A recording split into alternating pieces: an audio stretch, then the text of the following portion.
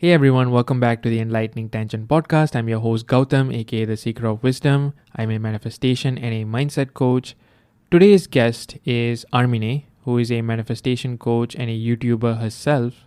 So, in my opinion, Armine is one of those super rare folks in the manifestation community who would actually go and research the historical aspects of the things that we hear in Neville's lectures, for example. Not many people actually do that. There are few folks that I know of who in the community would sometimes post a newspaper article that Neville popped up in, or Neville's death certificate, for example. Folks somehow come across these types of things, and to me these are like historical gems, especially for the folks in the law of assumption community, because to me personally what it shows it is that it adds so much weight to the stories that we hear. Like, not many of us think about the people that we hear in these stories as actual people, actual flesh and blood people, but we often think about them as more of characters. And I mean, I don't blame anyone for that, but it's just that these are actual people who existed if you think about it. And that sometimes just changes the whole way we think about the stories that Neville shares, because oftentimes people in the community beat themselves up like when circumstances are laid up against them, and they often say like, well, he did it because of XYZ reasons back in the day. But what this does is that it really adds a layer of realism to everything, and to me that's what it kind of showed. And Armine is one of those rare folks who would actually go and look into all these things. And I like dabbled in it, but like Armine would really go and like deep dive into this stuff, and I thought that was really interesting. So I had come across one of her reels where she was speaking about interacting with Neville Goddard's godson Neville Mark. And one of my favorite lectures is one where Neville speaks about Louise Burleigh. And Louise Burleigh is one of his best students, I would say, and he really spoke highly of her. And this Neville Mark, Neville Goddard's godson, is actually Louise Burleigh's son, actually.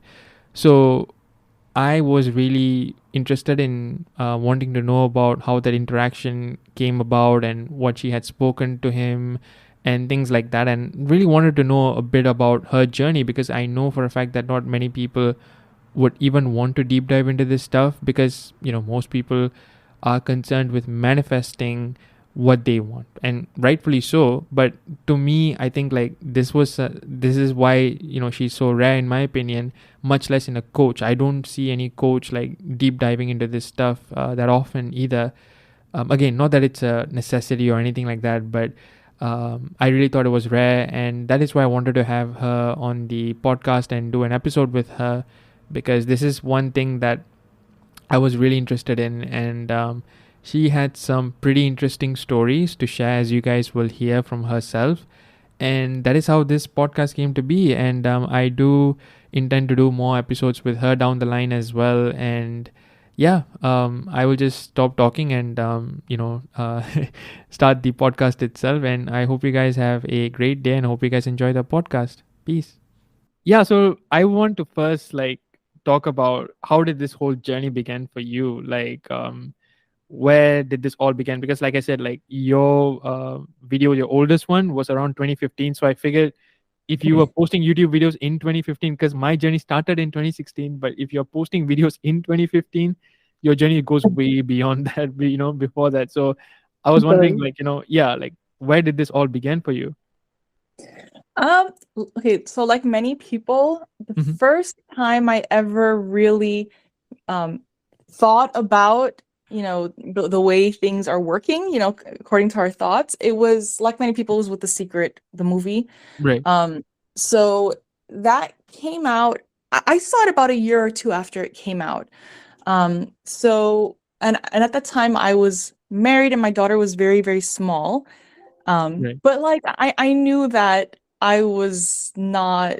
felt like my life wasn't my own anymore. I felt like I had made choices that were quote unquote good, Right. but it just didn't feel like me.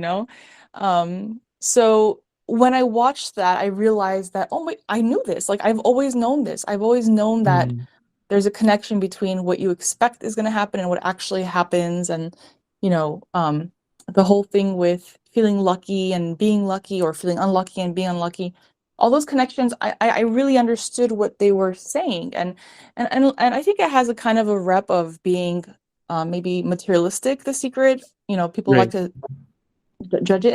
And actually, I actually heard that Wayne Dyer turned down being on it because he said it was a little too material based, but I actually don't think it was. I think that it was Mm. pretty, it covered a lot of things. Yes, material, but it also covered, I agree with you. Yeah. right? Okay. See, I wasn't sure where you stand on that, but yeah, and it covered, your physical well-being, and it Hmm. covered relationships pretty well. Hmm. And you know what? It's a movie. How much can they possibly cover in a movie? So I think they did it Precisely. pretty. Yeah. Yeah. Yeah. Yes, yes. I think she did a good job of being a really good intro, to kind of make you think about it. And then Yeah. I started researching the people from there, and that's kind of where it went. Right.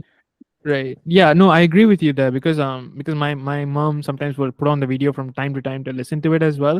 And Mhm. my first thought that comes to my mind is, well, it's not as bad as people make it to be. Like The Secret, I mean, they pretty much cover like health, money, house, and like, partners. It's like, the way I see it is like, it's like a Spark Notes version of like Yeah. manifestation. It's like manifestation Mhm. 101. Like, if you are, Yes.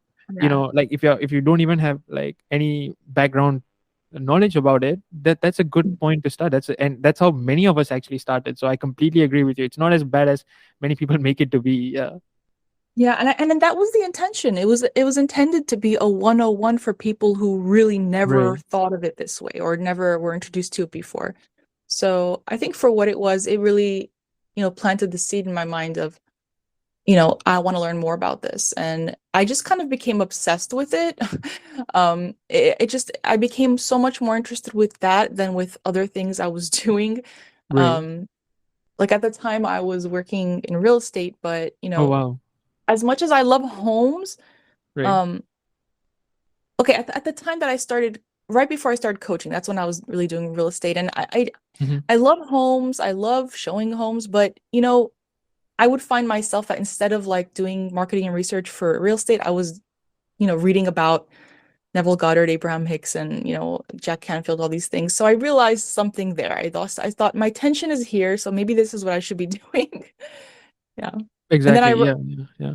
and then I ended up writing the ebook because, the first big manifestation I had was kind of so undeniable that it kind of like I couldn't just say, "Oh, this is cool." I was like, "Oh my Right. God, like this is real. Like this is Right. real." And yeah, it was loud enough of a connection there that I realized that I had done that on purpose, Hmm. consciously, Hmm. that I couldn't like just be like, "Oh, that's cool." Like I had to learn more about it and share because I felt like I understood it in a way that I could share it. Amazing. Amazing. Yeah. So, and what was it, this manifestation, if you don't mind me asking? Um, my relationship, because I Oh, was okay. when I first like I was saying, when I was first introduced to The Secret, I think it was like Oprah. Like I happened to be watching TV and an episode of Oprah was on and she was speaking about The Secret. And then um I was like, what is this? And I looked up online, whatever was available, and I was like, oh, okay. And then I kept, looking more and more into it. And at that time I was really in a place where I felt so stuck because I was married and I had moved from New York to Los Angeles. So Right. a lot of things were different for me, and not just the LA to New York to LA culture was a culture shock, but also like um just the whole community I was living in. It was very I felt very out of place. I felt very like much like a sore thumb, like I stuck out. Right. Right. And I I didn't even like want to consider divorce because I didn't want to be a divorced person. Like I didn't want that for myself and for my Hmm. family. Hmm. Um But eventually, like when they say like a lot of people who are learning law of attraction, they say, I don't know what to do. I don't know what choice to make. Hmm. And I love that like Abraham Hicks, for example, will say, you don't really have to know the decision that you're gonna make. You just know what you want to feel like. And then things fall into place in a way that you'll never have to make a this or that choice. It just happens Right. naturally. Right. Yeah, so that's pretty much what happened. Like I was still married. And I just went to sleep every night. And I was sleeping in my daughter's room on the futon, Right. and she's in her bed, and I'm like on the couch, and I'm just sleeping at night. And I didn't want to sleep at night because I would just stay up watching, the Food Network and HGTV, like the Home and Garden TV. That was on until 4 a.m. and then that turned off, so I would just have to go to bed. And then Right. it was very strange. I felt kind of alone, even though I wasn't. But after I started learning these things, I started to go to sleep at night feeling like I was in a relationship that felt really good. And I wasn't really particularly like opposed to things working out with my ex-husband. I mean, I just knew that I didn't feel the way I wanted to feel. So I started going to bed at night. Mhm. I made kind of like a affirmation sort of thing. And this was because I looked up manifesting love at that time, and Google, but back that time did not have a whole lot of results on manifesting. Right. But something did come up, and it was Deepak Chopra, and he was saying something about I deserve your love, something like that. It was a very short video. It was like a casual video he made with his like webcam in some hotel. And from what he said, I made my own affirmation, which was I deserve your love. Thank you for loving me. And I was like, that's how I want to feel. Like I want that. I want that two-part affirmation for myself. So I would go to Right. sleep every night feeling that. I would say first, and it was like like unnamed, no face person. It was just like this Mhm. energy I would feel, and I would feel Mhm. what it would be like to be held and to feel really accepted.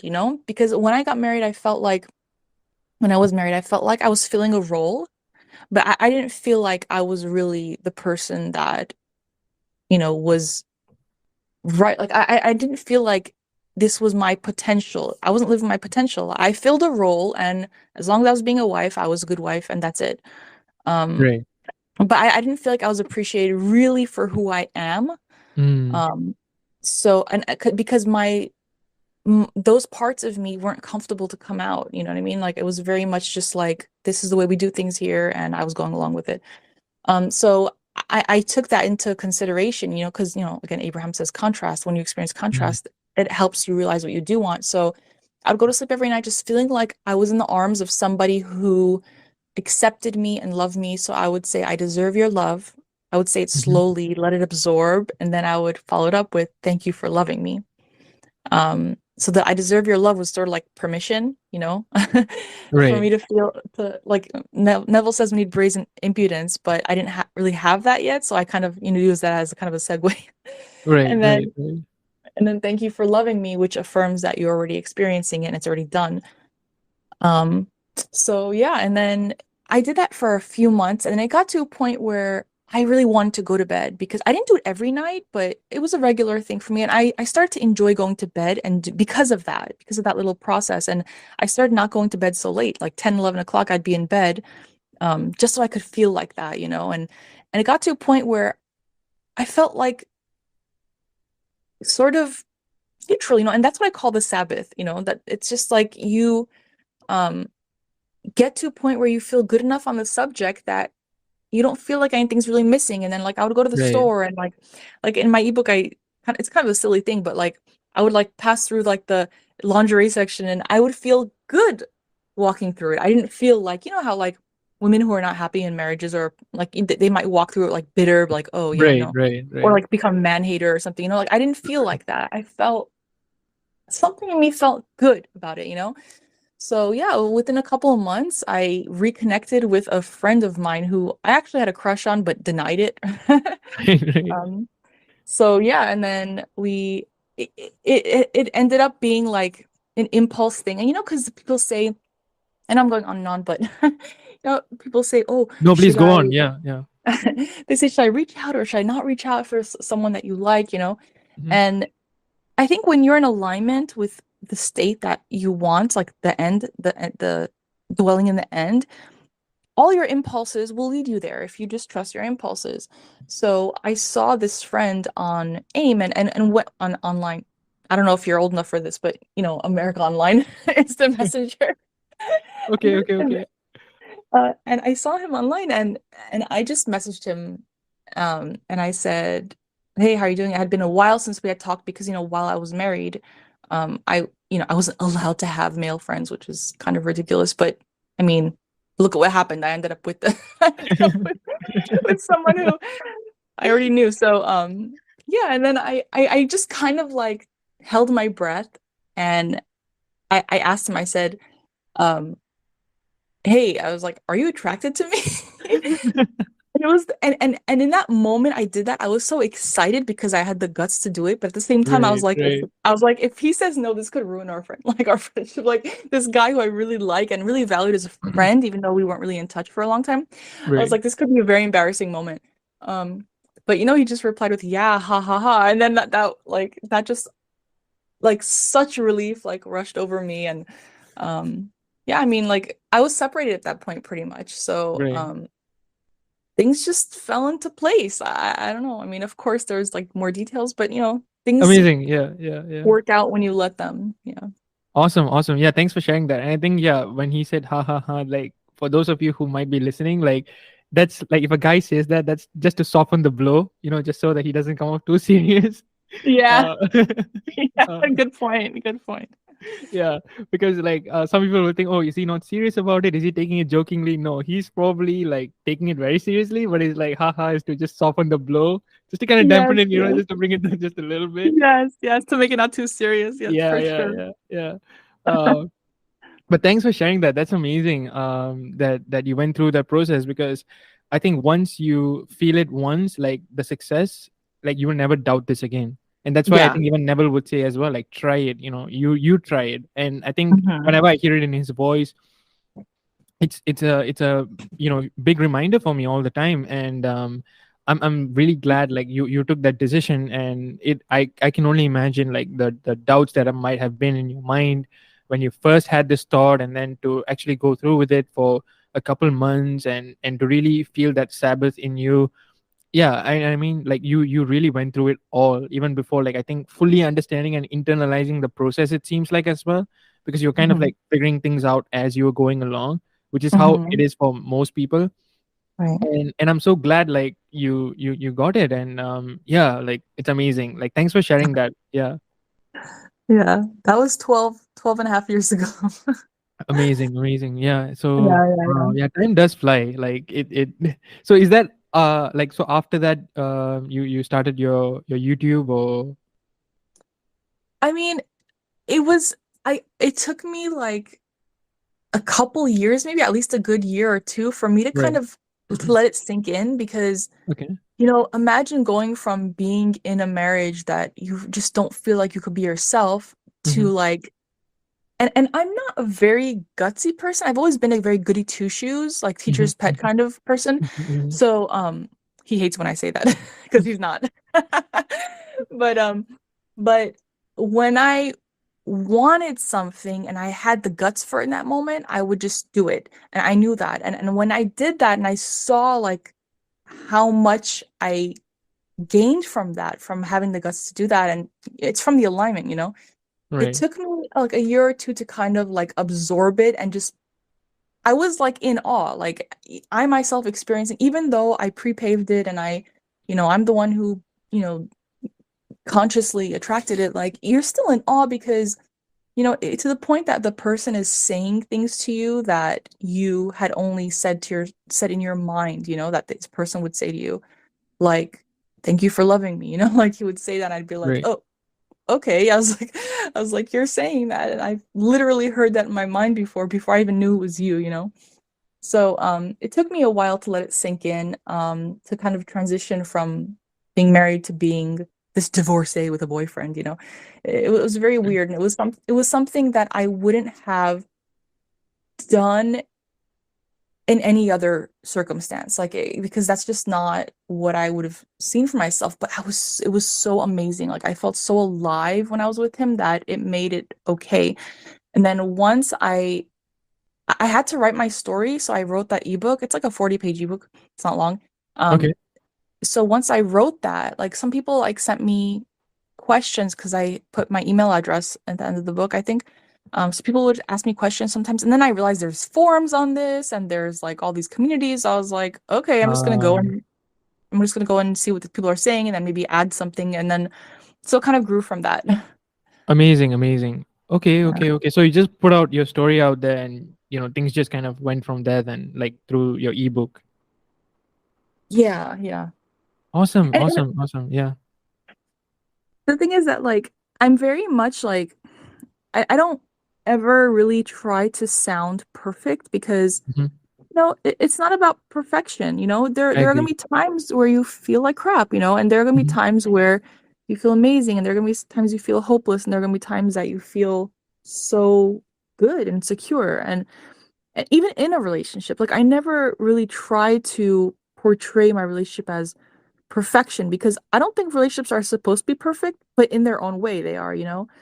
Um, so I think that's kind of important, and I think that's part of something that people I think I wish would grasp quicker when they're trying to Mm, manifest a relationship, whether it's a specific person or not, to just not idealize it in the way that if I have this, then everything will be perfect. Things are not meant to be like you're always going to want mm, something in your life to be their growth. Growth is like an obvious thing that you're always going to want. Just because you're going to get this person because that feels so much out of reach doesn't mean that you're not going to always be growing in some way. So I think right. that's kind of an important like aspect to kind of get when we're like consciously manifesting. It's like to not make this like I just need this and then I'll be happy, forever. No, it's like you have to be happy and then that's going to come naturally and other things. 100%. Yeah, I agree with you there. Yeah. Because I Yep. think like folks make it very like yeah, if I have this, then all of my problems get solved. Like the holy grail, that magic pill that solves everything. No, it's Right. not. There's you're No, still not going to really. have all the other problems, especially relationship. Mhm. Relationship rarely solves all of your problems. If anything, sometimes it adds more because you are Oh, if yeah. you're not in alignment, if you're not have not done the internal work, it just piles on rather Yeah, than solving any of those things. And I think like people think that having someone to go through life together will make things easier, but the thing that they don't internalize sometimes is, well, they have their own stuff to deal with as well. They are another mhm. person as well. And so Right. unless you are completely aligned, sometimes you have to be there for that person. And I don't think like people fully internalize it. I didn't when I started as well, but I think Mhm. as you grow, you have to kind of like recognize that as well. And I think like my point that I realize, and I always tell my clients, is like there's no substitute for the internal work that you have to do. And nobody's going to be there for you as much as you can be there for yourself. For And sure. I always tell people just to be your own source of like motivation, joy, and love. And anyone else who comes into your life, they are nothing but a great bonus to have. And when you see it that way, you are much more self-sufficient. It doesn't mean that you don't love the person or something, but you are less clingy and you won't put so much pressure on the relationship as well. It just feels that much more loving, and there's that energy of ease all around as well. Yeah, for sure. Because the relationship, what is that? It's actually a perfect mirror. So if you're Exactly. feeling desperate, then they're only going to reflect to you the fact that you are desperate, and you're going to feel more and more desperate, and it's just not a good place to be. So being in a relationship is great because when you're complementary to each other and like you work well together and you appreciate each other, but it's not gonna cover up any insecurities that you have. It's the opposite. It's all gonna come out. Their insecurities, your insecurities, it's all gonna come out. And if you can see that as good feedback because you can grow from that together, that's good. Mhm. But sometimes it's not as easy as it seems, as in like, oh, as long as we're together, we can do anything. Well, it's kind of true, but a lot of times, Right. it's um it's not this it's funny because I was gonna say it's not this magical fairy tale, but honestly, like life is so much more like a magical fairy tale than I think we let ourselves see it. And Mm. so much like bad like rep that Disney movies get, like princess movies and things like that. Right. And I get it, obviously like there's reasons for that, but at the same time, honestly, like It can if be like people that actually too. Yeah.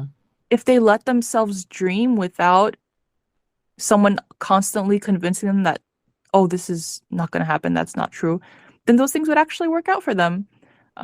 It's just that it's not, it's funny because People make it seem like, oh, Disney movies, life is not that perfect. Life is not a fairy tale. But dude, have you seen any of those movies? It is not a it's not a perfect thing. There's always like a bad guy trying to get in the Mm, way. There's mm. always some kind of obstacle, and life That's a is fair really like point. that. Yeah, yeah, yeah. Yeah, life is just because it's a happily ever after doesn't mean that it's a some kind of unreachable thing, yeah, there's contrast in those movies too, and um, why make it seem like the dreams are just idealizing things? No, it's not.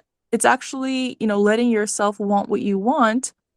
And it's not, they don't even make the quote unquote prince and princess or whoever the characters are. They don't even make them seem ideal a lot of the times. They show the flaws. I So, agree. Yeah, yeah. I- No, I completely agree with you there because I'm just thinking like I think one of the primary reasons as to why people might think that way is Mhm. because the idea of happily ever after, just seems too good to be true for them. And I think just the idea, they I think people, I made a recent post about it as well. Like, people need to stop asking when and how. I feel like Yeah, half of their problems would be just, like, eliminated if they just stop asking when and how. Because I think when they right. formulate everything, when they try to contemplate all the ways and means, that's when it becomes a problem solving kind of thing for them. And that's when they really think like, okay, well, this is happening in the 3D. How is this going to get better, and how is this going to be the ideal image that I see in my mind? Well, it's not your job to figure out, and that's the point of manifesting. You outsource that job to someone else, your higher self, to sort that Yeah, out for you. And that's why I always tell people ignorance is bliss. Like, you don't have to know right. how, just go with the flow. Be like a spoiled kid. Like, you want something, you want something, that's it. Yeah.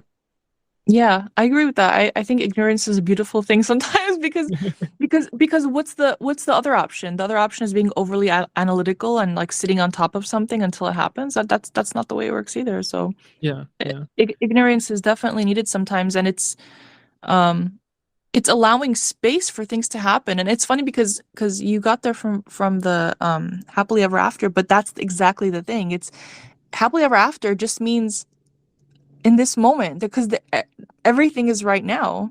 So Exactly. and the way you kind of segued that to like when and how is it going to happen, it's the same answer. It's don't ask when and how, it's just now, right Now. now. Yeah, yeah. Yeah, that's it. If you're not feeling it right now, then you're planning a future that you're not feeling it either. Amazing. I love how you phrased it. It's not when and how, it's now. I love it. I think I'm gonna make the make a huge poster of that and paste it across. No, because I think it's really like it's so profound actually. Because I think that pretty much I think encompasses what Abraham Hicks and many other teachers like teach. It's not when and the how, it's about feeling it all now. Mhm. And yeah, so I wanted to, yeah, direct the conversation to like, okay, when did like you bump across like Neville? Because you spoke about Abraham Hicks, The Secret. Where did Mhm. Neville come into the picture?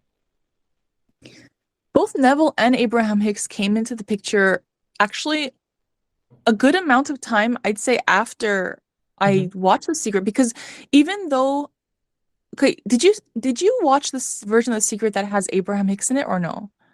I don't think, yeah, I'm to be honest with you, I've never really been aware that Abraham Hicks was in The No. Secret actually. Yeah. See, I didn't know that either, but apparently they were the basis of the of the Secret film, but in the US, in the US distribution, they're not in there. Oh, Instead it's like Bob Proctor hosting it. So Um, I didn't even know that Abraham existed. And even though Neville was quoted often in The Secret, he's not one of the teachers that I originally studied. It was Jack Canfield, John Assaraf. yeah. Um, it was more those teachers. And then when I saw somebody quote Abraham Hicks in one of their Facebook pages, I was like, Abraham. I was like, who's that? And then I looked it up and I was like, oh, this is interesting. And I was open to it then, because not everyone's open to the channeling thing. But Right. I was like, I don't know or care what channeling is, but I was like, I know this is true. Like I could feel that it's true, and I trusted it. And then Neville, I don't remember honestly which one I began being a student of first. Was it Abraham or Neville? But yeah, when I heard Neville, I mean, obviously his the way he speaks is so captivating, and I just love that. Just the other day, I was talking to Tigran about we were talking about how when Neville was when he was 17, he moved from Barbados to New York to Right. go to acting school, and his teacher literally made him an example to the whole class, saying that this is an example of someone who will never speak for a living because Yes. Yes. because Yeah. he didn't speak well. And it's hard to believe that, because I mean that's part of what's so captivating about him. Obviously the information, but also the way he communicates it. Mm. So he must have had like a Barbadian accent or some kind of like a heavy accent. Um and just, you know, I don't remember how I got here. But No, we were talking about how like you got into exploring Neville and things like that. yeah, Yeah. yeah. As soon as I heard him talk, I was like, it just felt so native to me, you know. It felt so native to me that I was like, That's how I felt as well. Yeah. Yeah. and there's like a familiarity there, you know, even though I wasn't familiar, I had never heard him before. Something Mhm. about him felt familiar, and same with Abraham Hicks, I think. But I equally, you know, what is interesting? What is your take on this? Because a lot of people say, like, they're Neville purists, and they say no, Neville's the only teacher you need, or Abraham people will say Neville doesn't make sense. Like, I know both of them. In my opinion, everything is clear to me that both of them are really teaching the same thing, just to in different words, you know, maybe a different audience. But Right. what's your opinion on that? I see it the same way you do as well, which is why I kind of agree with your viewpoint on The Secret as well. Because people are like, well, that's law of attraction. What Neville does is like law of assumption, and there's this like seemingly great divide or something like that. And I'm like, no, Mhm. if you really think about it, they are all exactly saying the same thing, just for different audiences. Sure, there are subtle differences in the teachings that they do preach. I think in The Secret, Right. they talk about like, oh, you can't change someone, but in like law of assumption we talk about, okay, you're the only one with free will, and like we have seen like Neville manifest his SP and things like that as Hmm. well. So there Hmm. are subtle differences for sure, but the broad strokes and everything, it's all the same in my opinion. It's just different perspectives. Like what looks like a 6 from one side, looks like a 9, but they're again like teaching the exact same thing. So I've never really had an issue with like integrating Abraham Hicks teachings and into law of assumption or vice versa. Like I still follow Abraham Hicks's page on Instagram as well, like quotes and things like that. And I think what I really like about Neville and Abraham is that both of them really simplify the process, and they really make it easy for the average person to follow. Like if you want to go deep into all of this metaphysics and manifesting and things like that, you can. But if you just want a practical day-to-day kind of application, you can do that just with Neville and Abraham Hicks as well. Like, and I Yeah. don't think there's a divide between these people, or even just law of attraction and law of assumption as a whole. I see that clear common thread between all of these teachings for sure. You know, I don't, at the risk of sounding arrogant, No I'm worries. gonna Yeah, say, go ahead. Yeah, I'm yeah. gonna say that if you truly understand both teachings, then you know Hmm. they're the same. Then you know they're the same. And I think that a lot of the this illusion of the divide, I think it's words. Because Right. if you can't see past the words, then you're not really getting the root of the teaching, I think. Obviously there are some surface different. Neville was a human being. Like there were moments he said, of course I charge. I have a family to support, and I charge more than other people do, and there's nothing wrong with that. And then there's another lecture where he's saying, if anyone passes around the basket collecting money, don't give it to them. But at that same lecture, um, people literally paid money to get into that lecture. So he was talking about people, like, I'm sure something pissed him off on that day or leading up to that day, where because at that time there were really, like, in the 70s and late 60s, 70s, there were a lot of quote unquote gurus that were really taking a lot of money from people, Right. and they Right. were Right. using this whole image of being a guru to, not all of them, but to really become rich just for the sake of that. And I'm not saying they didn't have knowledge, but a lot of it was, you know, I think He was kind of based on annoyed by that based for around. sure. Yeah, because I He was remember like that annoyed. Kundalini meditation or something. I remember like he was talking Yes. about it. He's like, teaching people how to meditate. You can sense that annoyance in his voice. you know? Yeah, and Yeah, and the, yeah. and the funny thing is that he actually does acknowledge what Kundalini energy is. He just didn't like that people were profiting off of it purely by wanting to sound like, because what was it? There was something. Well, he tells a story about some guru who was like caught with like $200,000 or In or Switzerland or something something, like. I remember like somebody's assistant or Right, something. Yeah, yeah, right. yeah.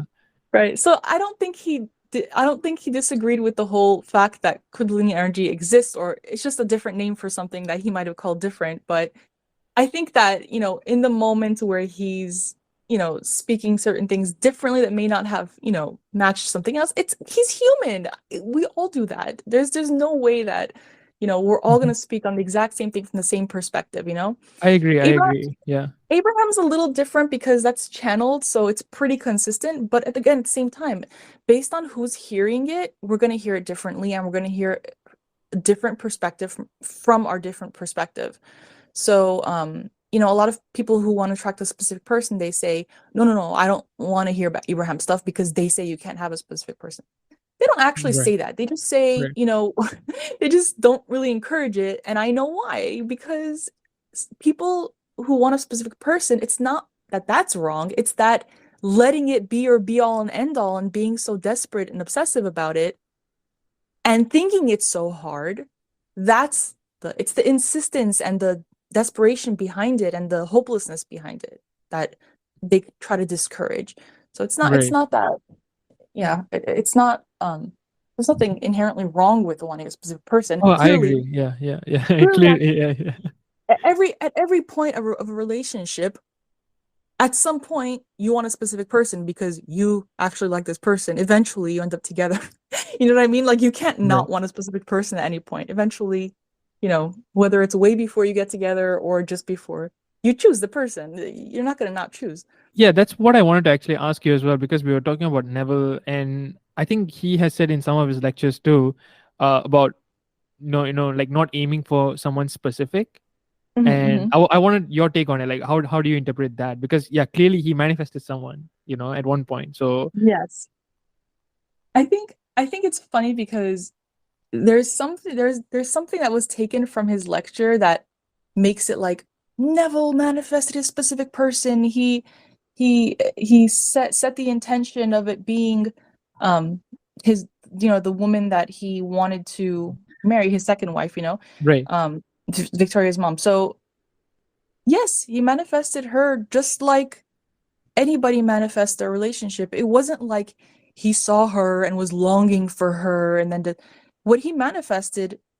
The I think the more important manifestation story behind that is how he was able to easily manifest the divorce with his first wife so he could Mm, marry, right? That's really the right. manifestation story. But he saw her and liked her. She never I've never heard of anything where she objected to being with him or he had a hard time talking to her. No, it was just he saw her. He said at one point, he said that the moment he saw her, he knew that that was going to be his wife.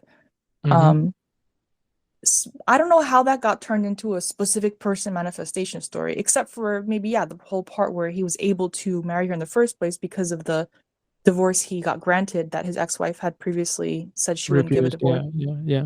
Right. Um, at the same time, it is a specific person manifestation, just like any relationship is a specific person manifestation that he wanted her and True. then he got her. Like I True. don't I don't know why. See, I think this is an underlying fundamental thing that has to be understood with manifesting, especially a specific person. If you consider only um if you consider a specific person manifestation story to be only a story where the person clearly did not want you and then wanted you, Mm-hmm. that's kind of messed up because you're already in the idea of like, oh, this person really doesn't want me and I have to get them to want me. You know what I mean? It's like coming from a complete Mm, place of lack. Um, whereas right. I think a specific person manifestation story has nothing to do with changing someone's mind. It just has to do with self-concept and understanding that, oh, I am wanted, I am valued, I am respected, I am desired, Okay, that that makes a that's ton of sense. Yeah, because I think at one of his lectures he said like a lady was like saying, "No, I want him. Like I want this person." And I yes. think he said something along the lines of, "Well, if that person were to die, would you still want that person? Do you want to Would you want to be be? alone? Yeah. Yeah, yeah, yeah. Would you, do you like the idea of being with someone, or do you want exactly this person?" So I thought that was like on the surface level, it was seemingly contradictory, but now that you say it, Mhm. that makes a ton of sense right now, because it's the idea of like being with a person, but eventually, yeah, you're going to triangulate on someone, but it's not about changing them, and it's not like manipulating it, and not like trying to force it upon someone.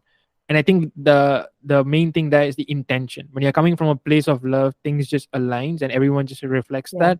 When you're coming at it, okay, I'm going to change this person, that's the ego mind talking. That's not your true alignment right Right, there. right, You have to kind of do right, some, yeah, self reflection and ask yourself, okay, why am I exactly doing this?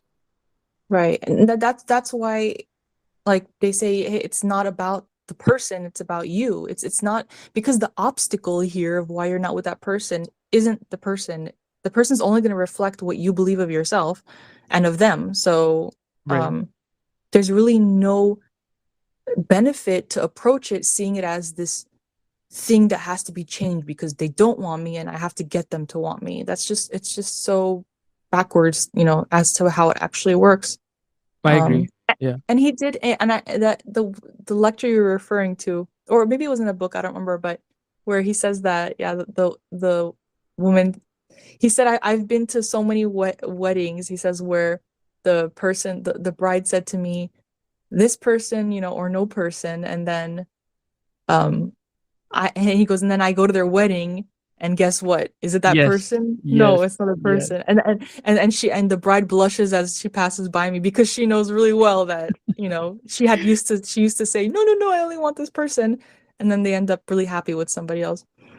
But Yeah. see, Yeah. someone who's in a lack state, who's looking to manifest a specific person, who hears that story, they're gonna say, "Yeah, but she failed because she married someone else." No, she Mm, actually, fell in love with someone else and is happier now, and that's why she's getting married, not because she settled or didn't settled. have a Exactly. choice. Yeah. Yeah. Yeah. Yeah. So see, even the perspective of the hearer is gonna completely change the meaning of the story. I totally agree. Yeah, because when you hear that story, especially if you're such in a vulnerable state, and you're manifesting in that Yes. state, that can throw you off. That story especially can really throw you off unless you are Mhm. saying, okay, what's the takeaway here? You need to really be in a very confident and really calm state to really see it for what it truly says there. To focus Yeah. on love and to focus on feeling that, rather than like triangulating on a person so much that you're losing everything else. You gain that person, but at what cost, kind of thing. I think the same thing with Mhm. like how he spoke about money with one of his friends who got all the money in the world, but she ended up being a very lonely person. Eventually her Mhm. relatives didn't talk to her and things like that. I think it's Yeah. the same kind of idea here as well. Yeah. Yes, exactly. It's like, at what cost? Because it shouldn't actually cost anything, because Neville says the only thing you need to give in order to receive what you want is your old Old story. Yeah. yes, the old story in your mind, that old insistence that you have of like your old self-concept, the old man state. That's the Hmm. only thing you need to give in order to receive what you want. Hmm. Hmm. No one's gonna ever you should never have to sacrifice anything in order to gain this thing of value, because the value lies in energy, right? Right. So Agreed. Agreed. Agreed. yeah, so it doesn't, yeah. you you said it No, no, perfect. I'm sad. yeah, I agree with you. I completely agree with you. And so let's talk about like how you got into researching about Neville's stories and things like that, because I am personally someone who loves history in general.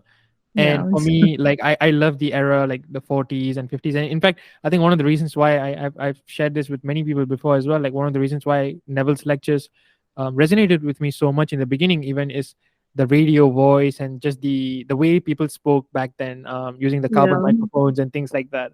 I love Right. it, and I even want to own one down the line as well. I'm actually looking for one that's in working condition and even a typewriter and things like that. So Yeah. yeah, because that vibe and everything is just so I love it, and that's why I kind of got drawn into Neville. But I think and I also started looking into a lot of his stories, and I think one of my posts I looked into to make was I found the colonel who he was talking about, and I was looking through the images and things like that because I wanted to put a face to these people in the stories. Mm, I because these were like, these people aren't characters in a book. These were really, real life right. existing people, and just seeing Mhm. them in person, or I would go and research about, oh, which camp did like Neville stay in, what were his barracks like, and just kind of like trying to imagine that, trying to picture that, because it just Yeah, adds a perspective and appreciation for sure. to it. And so that was some things I looked into, which was why when I reached out to you, like you doing what you did, and we will talk about it like shortly, that really resonated with me. And I'm like, that is so cool. Like, I'm not the only one who gets into these types of things. And I remember, like, at one point I saw like Neville's death certificate as well.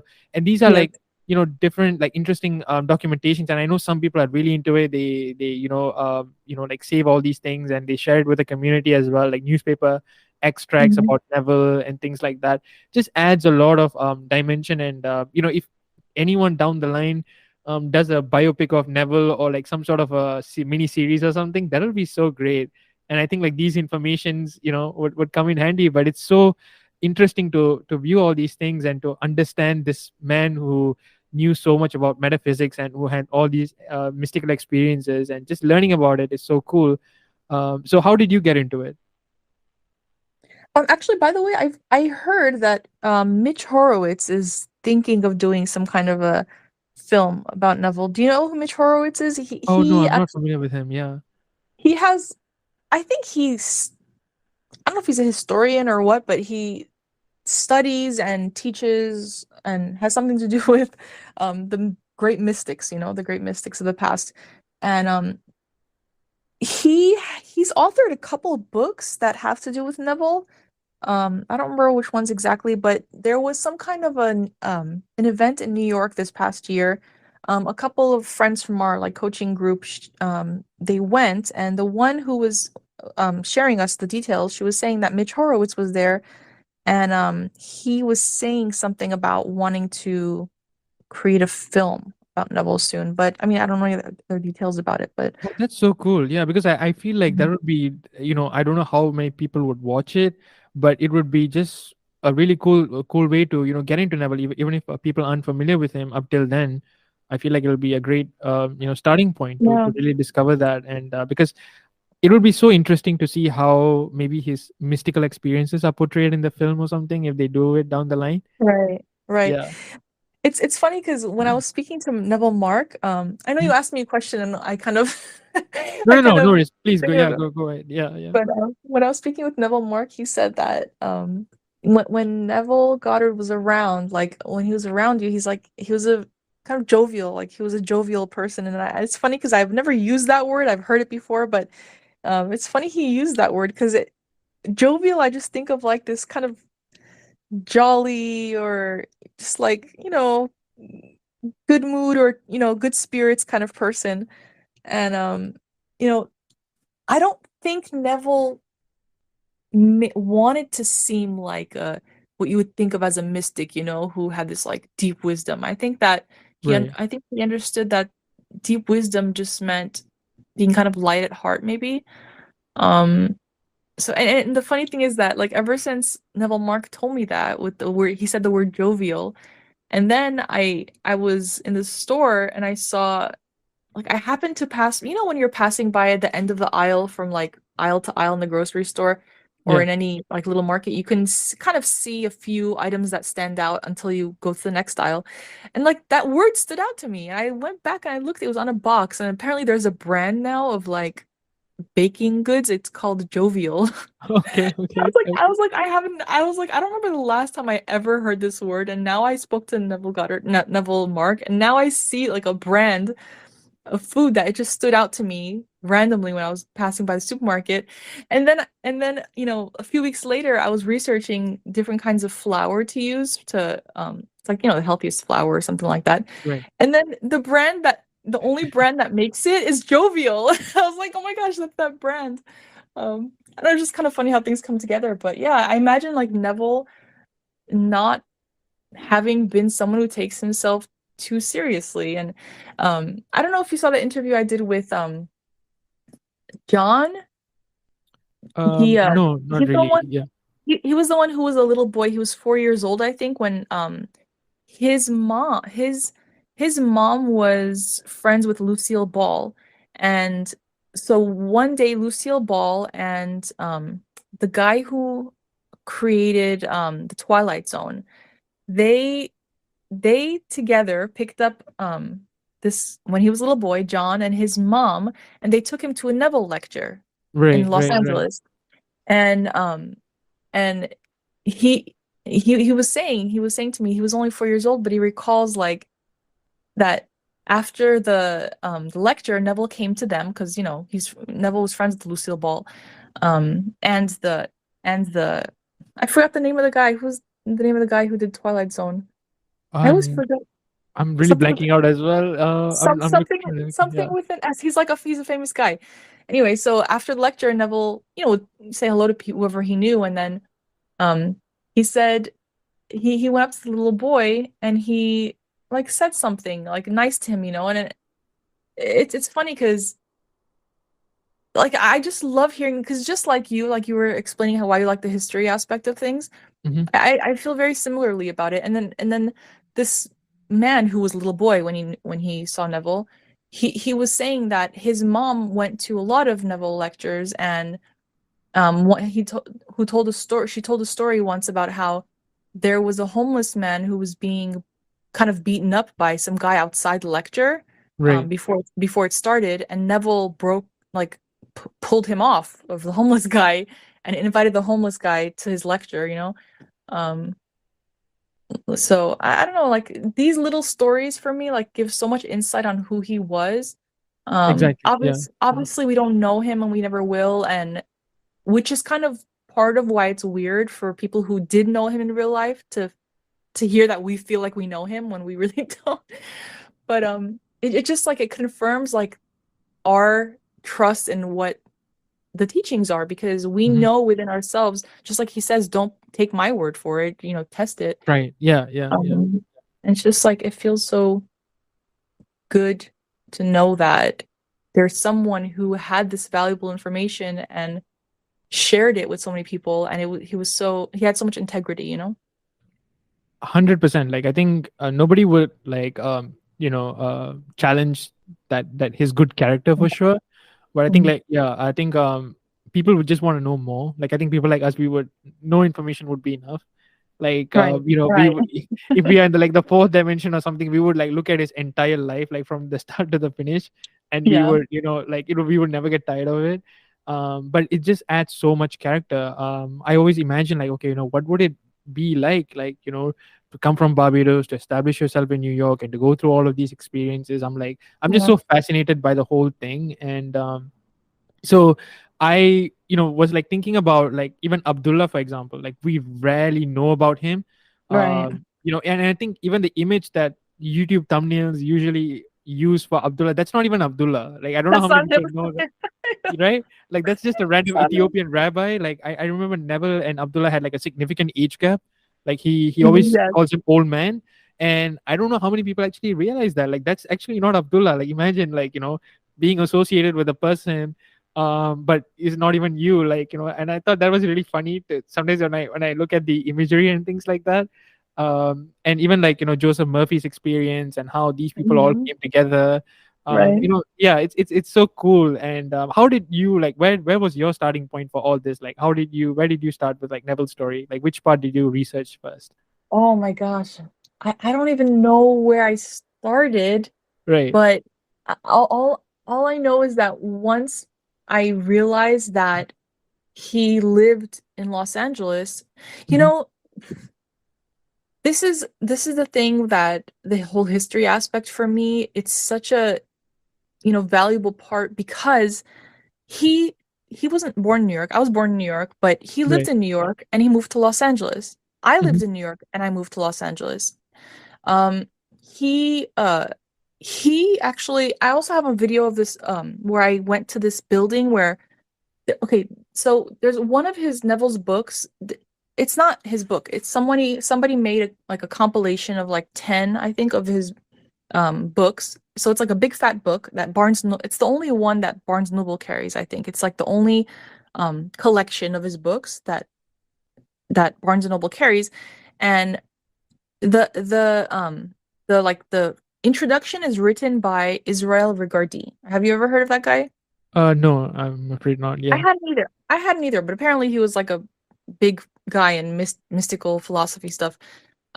So uh, there's something he writes in the introduction that I don't really agree with, but it was an interesting insight on it because Israel Regardie was known for like believing in like mystical ritual things and how um Neville's like you only need your mind, right? That's how Neville Right. is. You don't need Right. anything. Yeah. You don't even need anyone to agree with you. You just need to believe it yourself.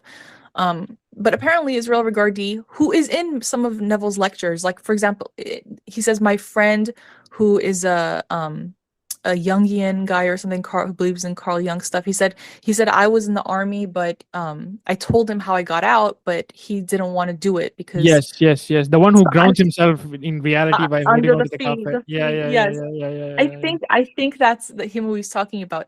Oh. Um, so Oh. so that guy also ended up in Los Angeles, and he opened like an office here with like a lab and like some kind of like a facility where he had patients, and it started as a chiropractic place, but he did other things too. And that building is in the same neighborhood where I live now, and it's Wow. like it's an amazing because it's a landmark building now, but like I didn't know.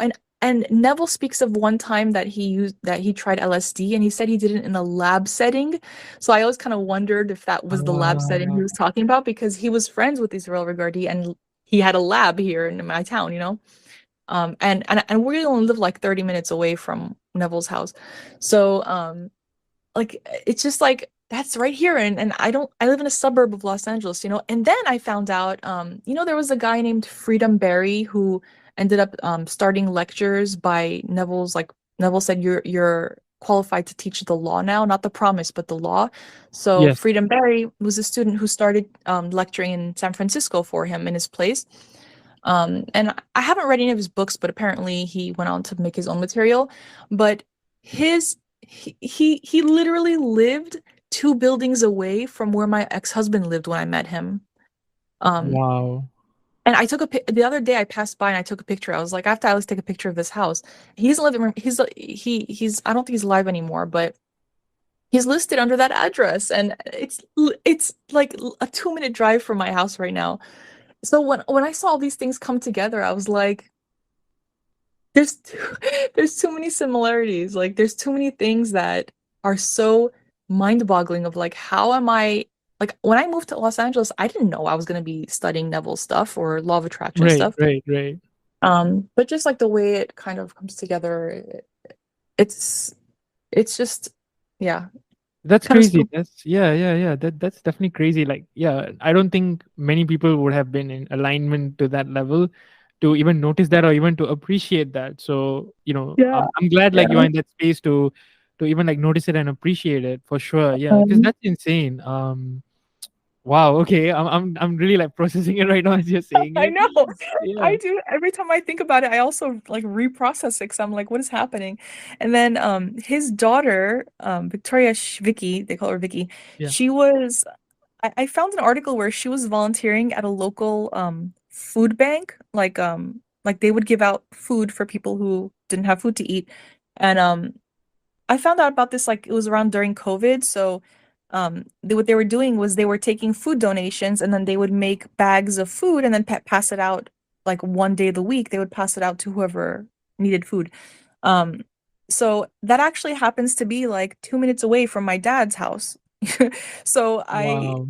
I decided to because I was looking for a place to donate clothes and like food and stuff because I was feeling in the energy of that because I used to be very active when I was younger and stuff like that. So Right. like when I was a teenager. And then so I was like, okay, well she's volunteering at this place. Obviously, this is the place where I want to volunteer to, where I want to donate stuff. But by the time I started like donating food and stuff there, she wasn't volunteering there anymore because COVID had started and um Right. yeah, she was like she's older and I don't know. I think she has to be vaccinated. I don't know if she is. So, but like another connection. And I one day I asked when I was dropping off food, I was like, "Do you guys know a volunteer here? She used to volunteer. Her name is Vicky." And they're like, "We don't know." The people who were there didn't know her. So it's just Right. like, yeah, I don't know. And it's like 2 minutes from my dad's house. Like, and he had been living there for years at that point, and she was volunteering there. Like, I would drive all the way, like every year to drop a little birthday gift. It's like 45 minutes away. Like with traffic, it's like an hour. It's 30 minutes with no traffic, but it could be like over an hour to get there. I would think, oh, this is where she is. This is where she is. Meanwhile, I didn't even know she was volunteering like 2 minutes from my dad's house. That's crazy. Like, That's really crazy. Yeah, yeah. yeah, I don't No, know. Anyway, it's you know, I mean, it's really interesting to see like how these people, like, just like sort of like populated around LA and New York, which yeah, happens to be the places that you are in as well, and very close proximity too. And I think it just yeah, adds a level of like perspective that we may not so have much. considered. Again, this is not like characters from a Harry Potter book or something. These are real life people who existed, who still exist, who are still alive and still around. Yeah, yeah. And it's crazy like how I always wonder about this kid who wrote Neville. I don't know if it was a girl or a guy, but the one who wrote about saying functional as functional. I always wonder about that I found kid. her. I know who she is, but she didn't reply to my email. Oh, okay, okay, Um, okay, okay. she was actually married to. Do you remember? I don't know how old you. Oh my God, I don't know if you're as old as I am, but I'm there was a 24. TV. I'm 24. Yeah. Okay, you're too young to remember this, but did you ever hear of a TV show called Charles in Charge?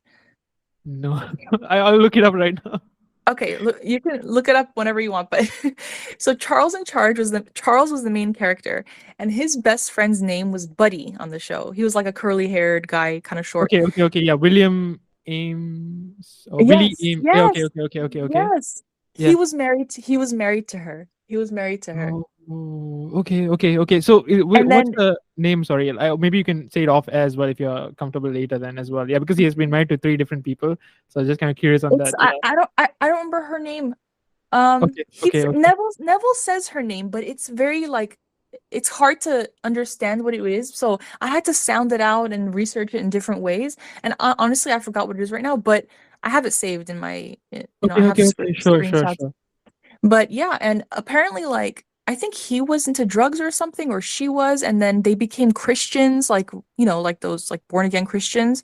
Great. Um, and they were married for a couple of years, but then they separated. And I think now she lives in some like state, like some quiet state. It's not New York or LA. And I messaged her. I'm sure it was her because of all the details she wrote in her bio. Um, but she didn't Right. reply. Yeah, she didn't reply. So I don't know. Got it, got it, got it. Yeah, because I sometimes wonder about those people, like, these are kids and they would have, been much older right now and wonder what are they doing. And that's how I thought about Neville Mark as well, because, he at that point seemed very successful in his life at that point where he was Yes. studying and I mean his family was really well off as well. And Yes.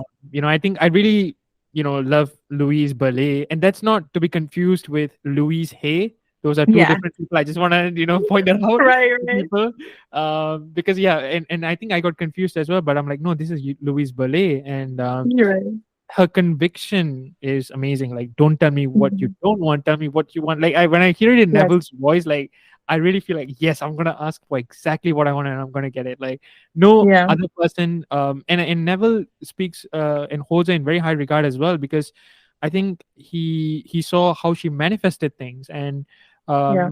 where she began when he first encountered her, and then they had this like beautiful friendship, and he had seen her evolve over the years. And I Hmm. think that was a beautiful friendship. And I think I really resonate with her story. And I really I was looking for the lecture for a long time, because I wanted to talk about the afterlife, and that's why I was looking for that lecture. But as Hmm. soon as I was hearing it again and again and again, and I was like, okay, I really want to know more about these people as well, because clearly Yeah. these people had a wonderful life. And despite everything, and I often wondered, okay, well, Neville Mark should be still around, and I wonder what he's up to. And that's when your reel came across, and Yeah. I started looking into that. So yeah, so how did that happen? Yeah. I honestly, I don't know why I never thought of Neville Mark before as someone to Right. reach out to. Mm-hmm. I had spoken to Lyndall. Lyndall is the person, you know, Lyndall, he's the guy who, he had a few videos that someone had uploaded, under Metaphysical Art Theater, and then he actually lives like an hour and a half away from me. Okay, And, okay. Who's Lindell? I'm Sorry, so, I'm not too familiar so with. he's like this like adorable older man. He has like a white beard and he has like these bright eyes and someone had years ago uploaded a few videos of him speaking, and he mentions Neville as his who was his teacher, but he doesn't talk a whole lot about Neville. He just talks about, what he's learned and how he came to understand all these things. Um so I found him and I reached out to him, Right, and I did a few phone calls with him, and then we had said after COVID I would come and do like in-person interview, but I never did. I haven't yet, rather. So that's the first person I ever contacted about. But and then I contacted John because I found him the little when he was a little boy, 4 years old, he went to the lecture. I found right, him on a Facebook group. And then this Neville Mark one, I honestly can't even think right now of how I found him. Oh no, right, I did search him, but I don't remember what inspired me to do so. I don't remember what I was reading or watching. But yeah, I just like searched and I honestly found him maybe last year, okay, but okay, I okay. just kept it on file. And I actually gave his information to another coach friend of mine. I said, I found this guy's this Neville's information. I was like, but I don't think I'm gonna call him because I shy away a lot of times, like I hesitate. Right, right, So right, so I told him, I was like, here's his information if you want to contact him. He didn't because he's not as much into history as I am. right, right. So I would so have just straight away contacted. really, yeah, yeah, yeah. Oh my gosh, but when I contacted the first person, Lyndall, Right, oh my gosh, like so Lyndall used to go to his lectures in Los Angeles, and he was really like a hardcore like student of his, and then they had small meetings. You know how Neville said that he would speak to like over 1,000 people, at the venue, but then he would right, say, most of you are not going to test this. He said, but those of you who do and who get a result, then on this day meet me in the smaller room in the back and we'll talk about it. So this is one of the guys who would, meet with him in the smaller room. But the first right. I hesitated on calling him for so long because I was so nervous, and Mhm. because there's so much emotion behind it, this is like their teachings that like have done so much for you and mean so much to you that all of a sudden you're going to talk to somebody who spoke to Neville. It's kind of crazy. And then so the first time I called and he picked up, I just started crying like a Oh my baby. I started sobbing. I was trying to talk through it, but like he couldn't understand me, and I just God. let just let me get it out. It was so embarrassing, but um, yeah, I don't know. And then so finally, by the time I called Mark Neville, I was a little more like, it was a little more normal to me, to be talking to people about Neville, and Right, yeah, it was just like and he told me, like, he shared stories with me that were like he told me about how Neville took his family to spend time in Barbados with his family. And so that was interesting how they took a family vacation together. And then um he told me the story of his brother, when his brother passed, mm. his mom had that Larry. Yeah, yeah, experience. yeah, yeah, yeah. And I told him, I said, have you heard the lecture about that? Because he was saying it just like, what's in the lecture. And I was like, you've heard Neville's lecture on that, right? And he's like, no, he's like, I don't want to, he's like, I don't really want to hear it. He's like, it's such a personal story that I don't really want to hear it when it's told to like people I don't even know, everyone's hearing it and I don't, you know what I mean? It's like, it's a personal story. So it's I kind of totally strange understand. for Yeah, yeah, him yeah, kind of yeah. strange for him that a lot of people like have heard it through someone else. I don't think like he didn't seem to like be upset about it or anything, but I'm sure, it's strange for him. But the way he was telling the story was very much just how Neville told it in the lecture. So Right, right. So did he meet Larry's like the projection like when I don't know if that kind of part was very unclear even in the lecture like because I know his mother said like never go get daddy, but I don't know if he himself saw Larry or was it just his mom? Like did you ever I don't clarify that? remember. I don't Right, right. remember. Yeah. I didn't ask him that, and I don't think he mentioned it, and he said that his mom had spiritual experiences like that one. Hmm. And he said that it was kind of hard for the family because she was going through these things, and they weren't they weren't going through it. So Mm. she was holding Zen Buddhist retreats. So she was Right, into right. Zen Buddhism, and he currently is into Zen Buddhism. That's what he kind of practices, I guess you could say. I see, Um I see, I see. so he said it was after one of her retreats at their house, Hmm. where she was like hosting a big group of people, when she went into her room and had that experience. Right, right, right. Yeah, because I don't. I know it was a very hard time for the family, because I remember like her husband asking Neville, like, what should I do? Should I put her in some sort of asylum, or I Mm, remember that lecture for sure.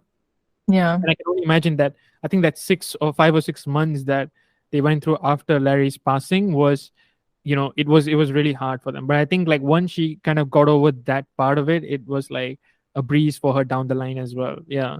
Yeah, that she felt better after that. Like she felt Yeah. at peace about it. Yeah. Yeah, yeah, yeah. That was Yep. really, yeah, it was an incredible story. And I'm like, so is he doing well now? Like, is he still into fashion designing or something? Because I know he was, It's yeah.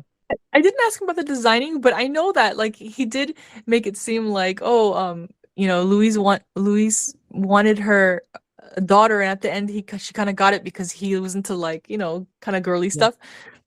He didn't strike me as someone like that, but he I think he kind of strikes me as something of a, I don't know if this is it's not a bad thing, like kind of like a hippie, like because that's the era where he grew up. And Precisely, I he's wanted to say that, yeah, because he was like having long hair, he was tall, he was like, Yes. Yes, yeah, yes. yeah, yeah, yeah. Yeah, Um, and I think what was it? He he actually, I also saw an article where he was helping he was part of an organization where they help people who were in prison okay. to kind of like um I guess to do like to transition to like after whatever they did, kind of like I think something to do with like their self-concept, and to kind of like get on the right track. Right, um right, right. and it looks like he just seems like a very compassionate guy, because like he doesn't see people as what they've done. He sees them as who they really are, Hmm. um and then like sees them through like understanding who they really are, and not judging them. Like he's not a judgmental person. So, and he was Right, also right. he's the way he spoke was so like calm and collected and at peace. And Mhm. I was the one all over the place, because I was excited and asking him different questions. Right, And right, right, but he said he said they lived in I think it was Santa Monica. right. And he grew up like, by the water, and he said it was great. And that was like, I think in the 80s he left and he went to another state. Got Yeah. it, got it, got it. Okay, okay, okay, okay. Yeah, that's amazing. And like, does he like apply Neville's teachings on a daily basis, or like, because this was somebody who he knew like on such a personal Right. level, so we wouldn't Yes. like my family, they don't watch my videos, for example. Like maybe No, like, mine either. just go exactly. Yeah, and I think like that kind of paints a perspective for us. But like, how is it for him though? Does he like go back to it from time to time to just to kind of like get a hear his voice, or like how does that work for He him? actually, he actually, he does sometimes, I think he said, participate in the forums. Right. Like he'll go read like what people have to say and things like that. But I don't know if he really like often listens to it. I know John, the guy who was 4 years old when he met Neville, Mhm. um, he does, because he actually happened to come across Neville's work. And it was only after he heard the audio version of it, that he realized, hey, wait, this is the guy that, they took me to to see when I Oh, was little. wow. So could you imagine? He Yeah, recognized his yeah. voice because he has just specific, yeah. So, and he didn't even realize that. And then he started asking his mom, questions about him because, Where did you she bring me? What did you Yeah. yeah. That's So, so I mean, cool. that was And yeah, sorry, go ahead. Sorry, yeah. no, no, no, that's it. I'm No, I was actually gonna have to go in a minute, but Sure. So Sorry. I just wanted to no, it's okay. So I know we actually went past way past that thing as well, and yeah, I where can people find you, and what can they how can they reach out to you for coaching or for other things? Like, would you like to go ahead and do your plugins or yeah? I have a YouTube channel. It's Manifest with Armine, ManifestWithArmine. And I have that same handle for Instagram. So probably the best way to contact me would be through Instagram directly, or all my contact information is under my videos on YouTube. So Sure, I'll yeah. leave all of the links in my description as well for easy access then, and Yeah. yeah, I'll get in touch with you regarding the like I'll for the names and things like that because if in case if the history buffs like ourselves, they can go and look it up themselves as well. Yeah, Yeah. Oh, I want to leave you with one last thing, which I don't please. know if you knew about this, just kind of a fun fact I was going to mention, I forgot. Um, I actually found a website where someone found a video of Neville dancing in like a 1930s or No. 1930s movie. You know how those old black and white movies, they have like ensemble dancing where there's like big groups of like dressed up men and women doing like Yeah, yeah, performing on yeah, this. yeah. Well, he was in one of that. He was in that, and I don't know why I didn't save it or I can't find it now because I mentioned it in one of my videos and someone asked me about it if I could share it and I couldn't find it. But there is a video of him being in some, black and white movie and he's one of the dancers in the ensemble from his dancing Is it days. like a famous movie? Is it like a play or is it a motion picture like a proper Um, movie or it's a film. It's a black and white film from wow? 1930s, I think, because I think he started lecturing in the 30s. Yeah, I Yeah, think I like think. it was probably early 30s because I think this was before he went to Barbados, probably before around the time of the depression or slightly before that maybe. The timelines do match up. It does make sense I that it think would it be the was 30s, yeah. I think it was probably right after the depression he did the film. I'm not sure. But Right. yeah, it was definitely before he went to full-time lecturing. He was Right. he was pretty young. And the person even like put a circle on his face like to point out which one is him. And Hmm. I think I found the same video on I was able to find it, but I'm not sure if it was that, and I definitely don't know which one it is which guy it is anymore. So I'm Okay. gonna Okay. see. Yeah. No, Because great. Yeah. everyone wants to see him on video, and I don't know why I didn't immediately share that. I often think about him like what will it look like to see him in videos and stuff like his mannerisms and things like that. I could Yeah. imagine I have a very vivid, imagination. So I would Yeah. imagine, okay, how would he sound like? What would his gestures be like and things like that. So it's definitely Yeah. seeing a video would definitely add a lot of perspective. But yeah, we have to like eventually. I'm gonna dig more of these stories and I'm gonna have you in for another episode if you're down for it down the line. And because yeah, I Sure. think we can go on and on about this and. Yeah, but thank you so much for taking the time out of your day. I know you have a very busy schedule, so I do appreciate it. So that's the end of the podcast, guys. I hope you enjoyed the episode. If it resonated with you, be sure to drop a like and a comment down below. Turn on the bell notification so that you guys will know when I upload a new video every single week. Guys, thank you so much for watching. Stay safe and happy manifesting. Peace.